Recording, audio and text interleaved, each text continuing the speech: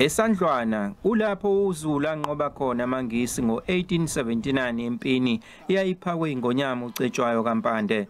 Lokhu ke okwenza ukuthi amaNgisi eze ngamandla adla ubhedu kwesibili impi asebopha nenkosi ucetshwayo. Igodlo nondi kwasala lumahlihlikana zicekelwa phansi. Osomlando bathi kwathathwa izikhali zempi. Inhlangano engenzi inzuzo ikwaCulture ihola inhlelo zokwakhiwa kwesikhungo sokugcinwa kwamagugu esandlwana ithi ikhona ivumelwano zokubuyisa okaZulu okuseBrithani.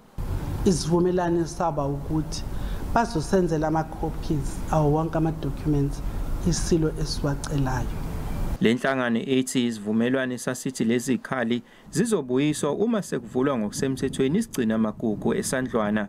Indlunkulu kaZulu ithi inobudlelwane obuhle neyamaNgisi. Baqeda ukungena bobabili ngonyaka owodwa futhi bayoxoxa bezwane ukuthi hayi mhlawumbe nakho kuyigugu kithi esingafisa nathi ukuthi sibe nakho kusikhumbuza umlando. Ngonyaka u-2017 kutholwe inqwaba yamathamba abantu ukukholakala ukuthi eyamasosha asala empini yasesandlwana.